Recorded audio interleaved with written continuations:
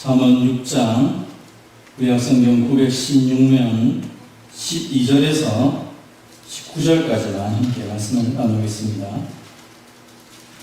잠언 6장 12절에서 19절까지 한 절씩 교도하시고 마지막 19절은 같이 공부하도록 하겠습니다. 6장 12절입니다. 불량하고 악한 자는 구부러진 말을 하고 다니며 그의 마음에 배역을 품으며 항상 악을 꾀하여 다툼을 일으키는 자라.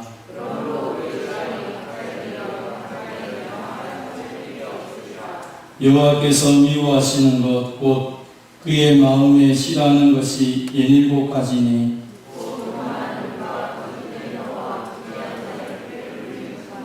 악한 계교를 꾀하는 마음과 빨리 악으로 달려가는 발과 거짓을 말하는 망령된 증인과 및 형제 사이를 이간하는 자니라. 아멘. 역사를 마친 자들어 합시다. 당신을 보니 살맛이 납니다. 오늘 말씀을 가지고 하나님이 미워하시는 것이라는 제목으로 함께 은혜를 받겠습니다. 한번 따라합시다. 하나님이 미워하시는 것. 잠언은 우리에게 어떻게 하면 이 시대 가운데 속에서 하나님의 백성답게 살아갈 수 있을까에 대한 것들을 여러 가지 교훈을 통해서 말씀을 해주고 있습니다. 특별히 우리가 참된 지혜를 갖는다라는 것은 하나님을 경외하는 것이다 라고 먼저 말씀을 했습니다. 그래서 하나님을 경외하는 자, 그 사람이 바로 지혜가 있는 자고 지식이 있는 자고 명철이 있는 자라고 얘기합니다. 반대로 미련한 자는 그 하나님을 경외하지 아니하고 하나님의 말씀의 지혜와 경계를 멸시하는 사람들이다라고 얘기합니다. 어떻게 보면 하나님을 경외하는 것이 지식의 근본이고 하나님을 경외하는 것이 우리 인생의 복이다라고 말을 합니다. 이것을 반대로 표현하자면 하나님을 경외하는 것은 다른 말로 표현하자면 악을 미워하는 것이다 라고 표현할 수 있죠. 하나님을 경외하는 것이 지식의 근본인 것처럼 하나님을 경외한다는 것은 악을 미워하는 것이다 라고 성경에 말하고 있습니다. 하나님은 교만과 거만과 악한 행실과 배역한 입을 미워하신다 라고 우리에게 말씀을 하셨지요. 그래서 우리로 하여금 이 성경을 통하여 정말로 하나님을 경외하는 참된 삶, 다시 말하면 악을 떠나고 미련한 자의 삶에서 떠나서 진짜 하나님만 경외하며 살아가는 그런 삶이 되기를 원하시고 그래서 말씀을 우리에게 주신 것입니다. 사랑하는 성도 여러분, 그래서 우리가 말씀을 볼 때마다 이것은 하나님이 우리에게 주신 최고의 교훈이고 또 이 말씀을 따라 살아갈 때 악한 자들과 함께 살지 않을 수 있는 비법을 우리에게 주다는 말씀을 기억하면서 악한 자들과 함께 더불어 사는 것에 대해서 좀 경계를 가지고 우리의 삶을 돌아봐야 되겠습니다. 그렇다면 하나님이 진짜 미워하는 것이 무엇입니까? 오늘 본문에는 그것을 한 17가지 있다라고 표현을 합니다. 교만한 눈을 싫어하시고 거짓된 혀를 싫어하시고 무죄한 자의 피를 흘리는 손을 싫어하신다라고 말합니다. 특별히 악한 계교를 꾀하는 마음과 빨리 악으로 달려가는 발, 거짓을 말하는 망령된 증인, 형제 사이를 이간하는 자를 하나님이 싫어하신다라고 말씀을 하셨습니다. 하나님이 싫어하는 사람들이 이런 모습을 가지고 있는데 이것을 또 구체적으로 한 번 더 잠언 6장에서 기록을 합니다. 그 사람들을 가리켜서 불량하고 악한 자다라고 합니다. 동일합니다. 이들도 구부러진 말을 하고 다니며 눈짓을 하며 발로 뜻을 보이며 손가락질을 하며 그 마음에 배역을 품으며 항상 악을 꾀하여 다툼을 일으키는 자다라고 기록하고 있죠. 하나님이 싫어하는 이 불량한 자들, 악한 자들의 모습이 기록이 되어 있습니다. 오늘 우리에게 하나님 도전을 주시는 것은 이 불량한 자들, 이 악한 자들, 이 하나님이 싫어하는 것을 가지고 있는 자들에게 하나님이 멸망을 줄 건데 그것은 갑자기 닥치기 때문에 아무도 피할 수가 없다는 것입니다. 그러므로 우리로 하여금 이러한 사람들과의 삶을 멀리할 뿐 아니라 우리 역시 이러한 모습들이 있다면 그것을 빨리 회개해야 될 것을 성경은 이야기하고 있는 것입니다. 이 두 가지를 정리를 하면 이렇게 볼 수 있죠. 하나님이 미워하는 자와 불량하고 악한 자는 동일하게 있습니다. 거의 비슷하게 기록이 되어 있습니다. 교만한 눈을 가진 것처럼 눈짓으로 사람을 어렵게 하고 거짓된 혀를 가지고 구부러진 말, 왜곡된 말을 통하여서 다른 사람을 어렵게 하고 또 그 손을 가지고 손가락질을 하면서 사람들을 피 흘리게 하고 고통스럽게 하며 해악하는 일들을 한다는 것이죠. 왜냐하면 그들의 마음 자체가 악한 것으로 꽉 차 있기 때문에 그 마음이 비역하여서 생각하는 거나 행동하는 것들이 다 악으로 나온다는 것입니다. 그들의 말은 악으로 빨리 달려가고 거짓말을 통하여서 사람을 죽이는 자리에까지 이르게 됩니다. 그래서 결론적으로 이 모든 악을 행하는 자들의 행동이 무엇입니까? 그것은 결국 다툼을 일으켜서 형제 간에 이간질을 하는 그런 일들로 나타난다는 것입니다. 좀 더 구체적으로 살펴보면 먼저 하나님이 싫어하는 것 중에 하나가 교만한 눈이라고 했습니다. 교만한 눈, 무엇을 말합니까? 성경에서 교만이라는 것은 하나님의 자리에 내가 앉은 것을 가리켜서 교만이다라고 표현을 하죠. 눈으로 교만한 눈이라고 표현한 것은 우리의 교만이 사람들에게 표현될 때 가장 극렬하게 보이는 것이 눈이라는 것이죠. 눈을 통하여서 상대방을 아주 어렵게 할 수 있다는 것입니다. 아마 여러분도 지금 옆 사람 얼굴 한번 눈으로 한번 쳐다보시겠습니까? 한번 쳐다보십시오. 그 사람이 나를 어떻게 바라보고 있는지. 눈을 가만히 보면 그 사람의 마음이 보입니다. 그 사람이 정말로 사랑하는 마음으로 나를 바라보고 있는지 아니면 이 사람이 어떻게 하는지. 그래서 공동체에 가서 서로를 살펴보면 눈빛만 봐도 저 사람이 어떤 마음을 가진지 알 수 있다라는 표현을 하죠. 교만한 사람들의 눈, 특별히 눈이 교만해서 사람을 하여금 아주 깔보고 흘기는 사람도 있죠. 그리고 그 눈만 봐도 저 사람의 마음이 어떻다라는 것을 금방 보게 됩니다. 악한 자들은 눈을 가지고 사람의 마음을 뒤흔듭니다. 하나님은 그것을 싫어하신다라고 말씀을 합니다. 우리의 눈이 형제를 판단하거나 우리의 눈이 형제를 위협하는 것으로 이 눈이 사용된다면 그것은 제대로 된 눈 사용법이 아니라 잘못된 것입니다. 하나님이 미워하시는 것이다라고 말씀을 하고 있습니다. 사랑하는 성도 여러분, 여러분의 눈이 늘 좋은 것 바라보고 늘 그 눈을 통하여서 사랑을 표현할 수 있는 사람들이 되시기를 바랍니다. 그래서 내 눈이 어떻는가? 여러분 거울을 바라보면서 여러분의 눈을 한번 바라보십시오.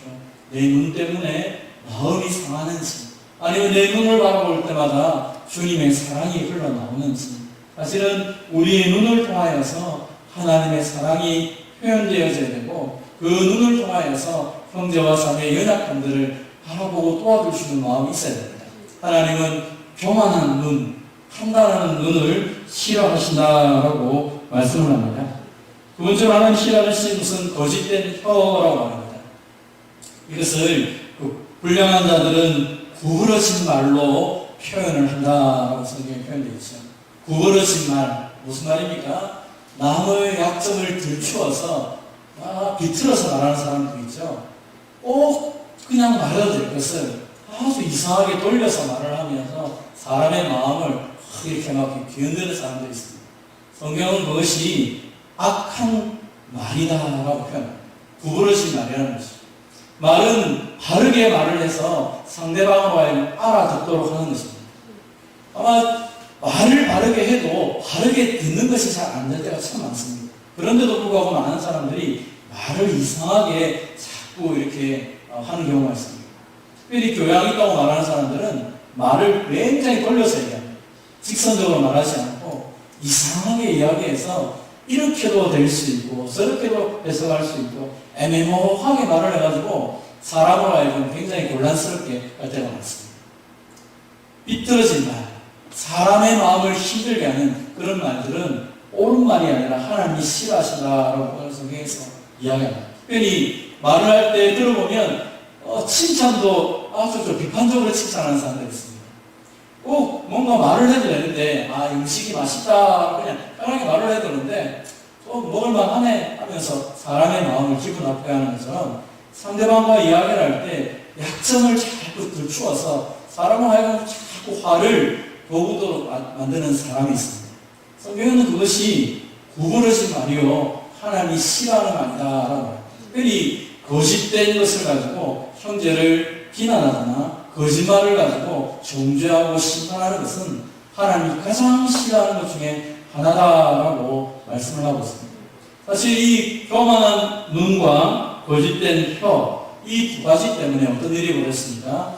창세기 3장에 보면 아담과 하와가 선악과를 그 교만한 눈으로 바라보고 그 사탄이 뱀으로 나타나서 했던 거짓된 혀 때문에 선악과를 따먹는 엄청난 죄를 저지르게 됩니다. 그래서 우리에게 경고하는 것입니다. 우리의 교만한 눈은 마치 아담과 하와가 선악과를 따먹으면서 내가 저거 먹으면 하나님처럼 될 거야 라고 하는 그 마음을, 또 이 뱀이 했던 그 거짓말을 통하여서 이 아담과 하와가 죄를 짓도록 한 것처럼 우리의 거짓된 혀가 사람을 죽이고 사람과 하여금 폐역관계를 걸어갈 수 있도록 만들 수 있다는 것입니다. 그 모든 책임을 하나님이 물으시고 우리로 하여금 그 모든 것들에 대해서 심판하시겠다라고 말씀을 하고 있는 것이죠. 사랑하는 성도, 그래서 우리는 말하는 길을 잘해야 됩니다. 내가 진정으로 형제를 향하여서 사랑하지 않으면 말할 때 조심해야 된다고 그랬죠.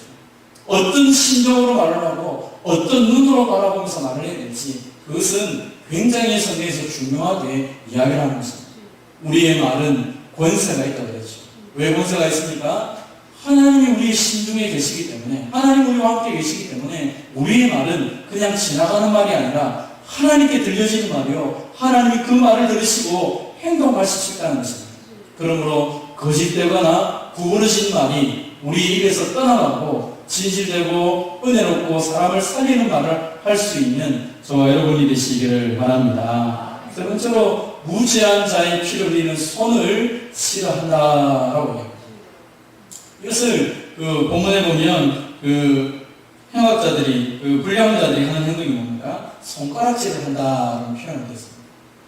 여러분 손가락질을 잘 하지 않습니까? 우리가 손을 가지고 막 이렇게 말을 합니다. 그런데 오늘 본문에서 이 손가락질이라는 게 단순히 뭔가를 가리키는 정도의 수준이 아니라 이 손가락질 하나 때문에 사람의 마음이나 목숨이나 그의 삶에 영향력을 줄 수 있다는 것이죠. 내가 악한 마음을 가지고 손가락질 한번 잘못하면 어떻게 됩니까? 사람이 죽고 사는 일들이 벌어질 수 있다는 것입니다. 그래서 단순한 손가락질이 아니라 그 마음에 어떤 마음을 가지고 손가락질을 하고 있는가를 오늘 성경은 우리에게 말을 하는 것입니다.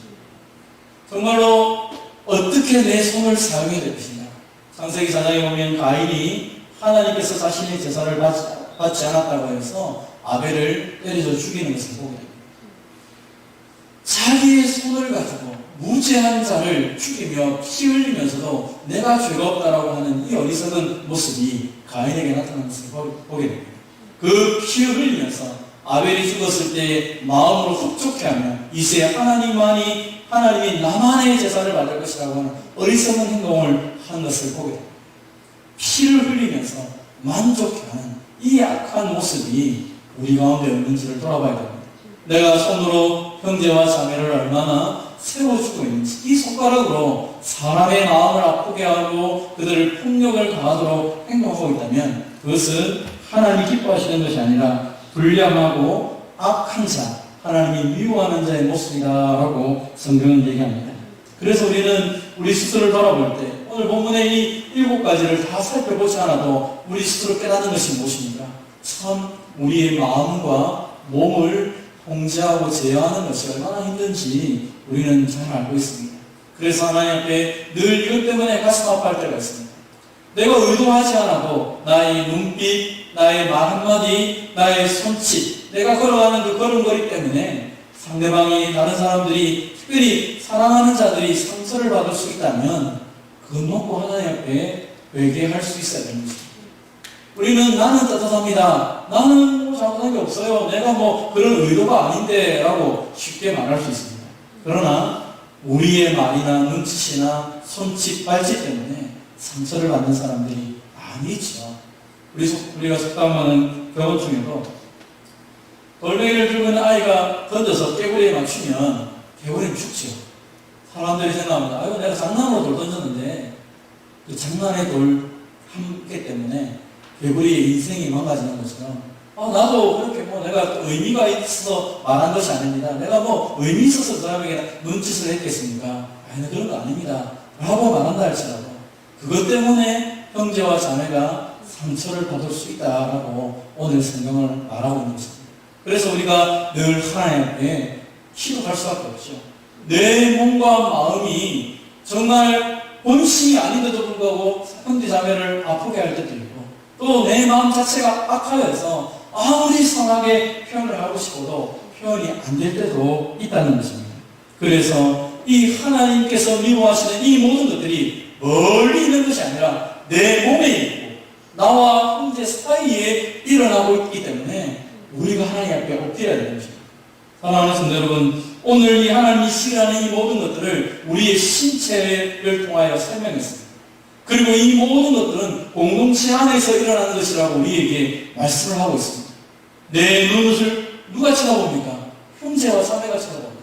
내 손을, 내 입술을, 내가 입에서 나오는 말을 누가 듣습니까? 형제와 자매들이 듣는 것이죠. 그러면 내 모든 삶을 통하여서 하나님의 사랑과 은혜를 나눠야 되는데, 그렇지 못하고 내 삶을 통하여서 형제 자매가 상처를 입고 한다면 하나님은 그것을 싫어한다라고 오늘 성경 우리에게 말씀을 하고 있습니다. 그래서 우리가 할 수 있는 게 뭡니까? 한번 따라합시다. 나의 연약함을 고백해야 합니다. 하나님, 내가 아무리 잘하려고 해도 내 눈빛, 내 손짓, 내 발, 내가 하는 모든 것들이 정말로 사랑으로 표현되고 사랑으로 느껴지지 않으면 다른 사람들에게 상처가 될 수 있습니다. 하나님, 나를 긍휼히 여겨주시고 나를 도와달라고 기도하고 사랑으로 대해야 되겠죠. 많은 사람들이 조금 힘이 들어가면 이 부분이 잊어버릴 때가 있습니다. 내가 좀 지위가 올라가든지 재산이 많아지든지 사람들이 나를 인정하든지 좀 내가 어느 순간에 뭔가가 됐다고 생각하는 순간 사람들은 교만한 자리에 올라가게 되고 말을 함부로 하게 되어 있습니다. 그래서 성경은 우리에게 얘기합니다. 선줄로 생각하는 자는 넘어질까 조심하라. 그래서 우리에게 일어나는 모든 일들 가운데 속에서 하나님 이쁘신 하나님 앞에 엎드려 기도할 필요가 있는 것이죠. 내가 좀 섰다고 생각합니까? 내가 좀 컸다고 생각합니까? 내가 좀 영향력 있다고 생각합니까? 바로 그때 하나님께 엎드리지 않으면 우리는 넘어질 수밖에 없는 것입니다. 하나님 앞에 나의 연약함을 날마다 고백함을 통하여 하나님이 미워하는 것들이 내 삶 속에 나타나지 않도록 기도하며 살아가는 저와 여러분 되시기를 바랍니다. 따라합시다. 우리의 몸이 의의 경계로 사용되도록 성령의 도우심을 구해야 합니다. 조금 전에 말씀드렸던 것처럼 하나님이 미워하시는 이 7가지는 다 마음과 관련되고 우리의 몸과 관련됐다고 했습니다. 우리의 몸이 무엇입니까? 성경은 우리의 몸이 하나님께로부터 받은 것이다 라고 말하고 성령의 전이다 라고 말씀합니다. 그리고 그것을 통하여 하나님께 영광을 돌리는 것이 마땅하다고 우리에게 말씀을 하고 있습니다. 우리의 눈이 하나님의 사랑이 나타나야 되고 우리의 입술을 통하여 하나님의 은혜가 나타나야 되고 우리의 손과 발짓을 통하여서 형제와 자매에게 하나님의 긍휼과 자비가 나타나야 되는 것입니다. 그렇게 해야 되는데 우리 힘으로 이게 잘 안 되더라는 것입니다. 아무리 해도 자꾸 내 마음속에 다른 생각이 일어나기도 하고 또 나도 모르게 무심코 던졌던 것들이 형제로 하여금 힘들게 할 때가 많은 것입니다. 그래서 하나님께 엎드릴 수밖에 없는 것이죠. 로마서 6장은 우리에게 얘기합니다. 너희의 지체를 불의의 무기로 죄에게 내어두지 말라. 너희의 마음속에 악한 것이 드러날 때마다 오히려 사람 앞에 쓰지 말고 혼자 하나님께 엎드려라. 죄의 사욕이 너 안에 막 일어날 때마다 그 욕심을 수용하지 말고 차라리 엎드려 기도하고 하나님께 너 자신을 드려라 라고 성경은 이야기하는 것입니다. 사랑하는 성도 여러분, 우리는 우리 힘으로는 아무것도 할 수 없지만 성령 하나님 우리 가운데 계십니다. 그래서 이 육체의 사욕, 이 육체의 정욕을 이길 수 있는 힘이 성령님을 통하여 우리에게 공급된다라고 분명히 성경은 말하고 있습니다.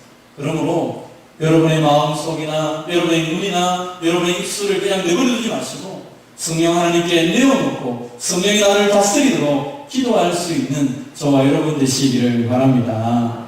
한번 따라합시다. 우리의 몸과 마음을 다하여 하나님을 사랑하고 형제를 사랑해야 합니다.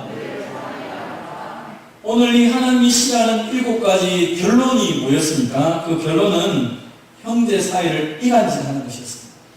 다시 말하면 하나님이 가장 싫어하는 게 뭐냐? 공동체 안에서 형제 사이를 이간질하는 것입니다. 다툼을 일으키는 것입니다. 이것이 하나님이 가장 싫어하는 것이다 라고 말합니다. 사람이 교만합니다. 사람이 그 교만한 것 때문에 입에서 악한 말이 나옵니다.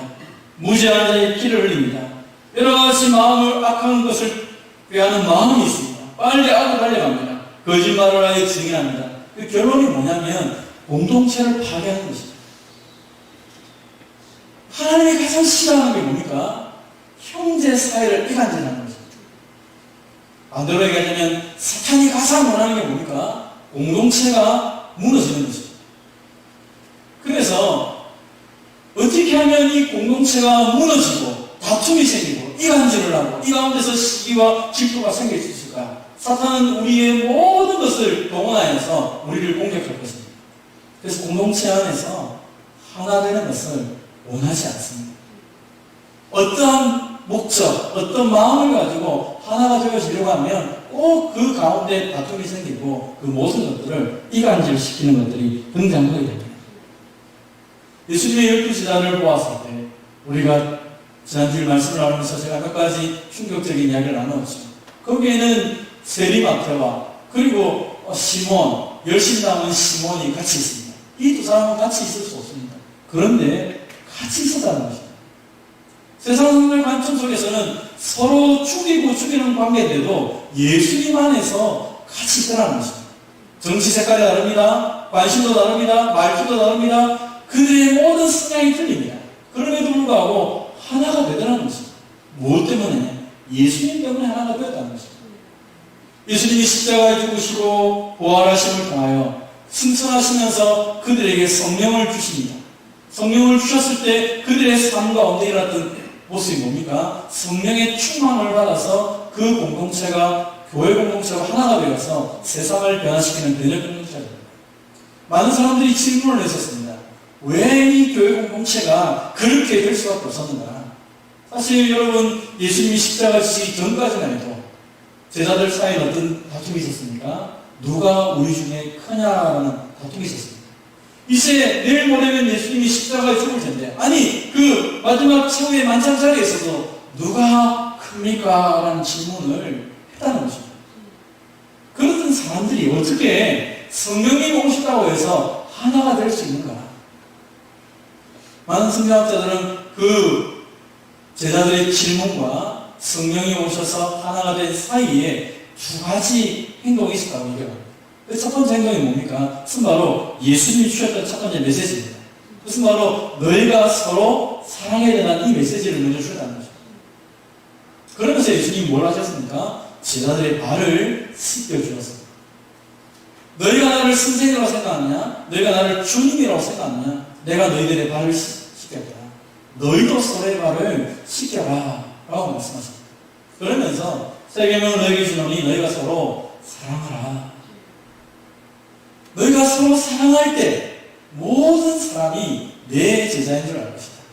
내가 너희를 사랑한 것처럼 너희도 사랑해라. 이게 교회 공동체다 라고 예수님이 말씀하신 것입니다. 그러나 이들은 처음에 이 이야기를 들었을 때 이해가 되지 않았습니다. 어떻게 그것이 가능한가?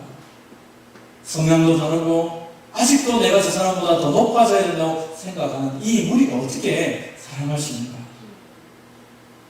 주님의 그 섬김을 바라보고 충격적으로 그들이 있었을 때 예수님이 승천하시고 난 다음에 그들이 모여서 기도하시고 그리고 성령이 없었을 때 비로소 그들이 깨달은 것이 아니었습니다.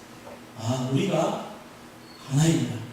우리가 주님 안에서 주님과 같은 한 몸이구나 라는 것을 깨달았습니다. 그때부터 그들에게는 정치적인 것이나 어떤 여러 가지 것들이 달라도 심지어 어떤 입장이 달라도 다투긴 하지만 금방 하나가 됩니다. 왜 그렇습니까? 우리가 주님의 몸이라는 사실을 깨닫기 때문입니다. 사랑하는 성도 여러분, 교회 공동체가 어려움을 당하는 가장 큰 이유가 무엇입니까? 우리가 하나라고 생각하지 않기 때문입니다. 내가 예수님께 붙어있다라고 생각하지 않기 때문에 형제 자매를 향하여서 쉽게 정죄할 수 있습니다. 정치적인 이유가 다르기 때문에 판단할 수 있습니다. 생활 관습이나 삶의 양식이 다르기 때문에 비판할 수 있습니다. 그래서 서로를 가지고 내가 좋은 것을 가지고 다른 사람을 누르고 내가 높아지려고 하는 모습도 있습니다. 그것은 사탄이 좋아하는 것이고 하나님이 미워하는 것이라고 오늘 본문에 이야기합니다. 형제가 나와 내 마음속에 들지 않는 게 있을 수 있습니다. 허물과 죄악이 보일 수 있습니다. 그러나 오늘 성경에서 우리에게 말하는 건 무엇입니까? 그럼에도 불구하고 이간질하고 다투는 것은 하나님께서 미워하는 것이지 하나님의 뜻이 아니다라고 얘기하는 것입니다. 형제의 허물이 보입니까? 허물이 보인 사람이 그 문제를 붙잡고 하나님께 기도하십시오. 대부분의 사람들은 자기의 허물을 자기 스스로 볼 수가 없습니다. 그래서 그 형제의 허물을 보이는 사람이 감당해 주지 않으면 그것을 혼자서는 해결할 수가 없는 것입니다. 그래서 하나님 우리를 공동체로 불러서 함께 일을 감당해라라고 말씀하시는 것입니다. 사랑하는 성도 여러분, 이제 우리는 두 가지의 결정을 해야 됩니다. 우리 자신뿐 아니라 우리 공동체가 하나님이 미워하시는 삶을 살 것인가, 아니면 하나님이 좋아하시고 기뻐하시는 하나님의 뜻대로 살아갈 것인가, 우리는 오늘도 결단을 해야 될 것입니다. 우리는 연약하기 때문에 내 본성을 붙잡기 시작하면 분명히 우리는 하나님이 미워하는 행동을 하게 될 것입니다. 성령님이 도와주지 않으시면 오늘 나는 형제를 향하여서 그 주님의 사랑을 나타내지 못할 것입니다. 내가 힘이 있으면 힘이 있을수록 오히려 형제를 짓밟고 내가 높아지려고 할 것입니다. 성령 하나님이 내게 은혜를 주셔야 사랑할 수 있게 되는 것이죠. 우리가 주님의 제자입니까? 우리가 주님의 몸입니까? 무엇으로 그것을 세상 가운데 보여주고 무엇으로 형제자매에게 증명할 수 있습니까?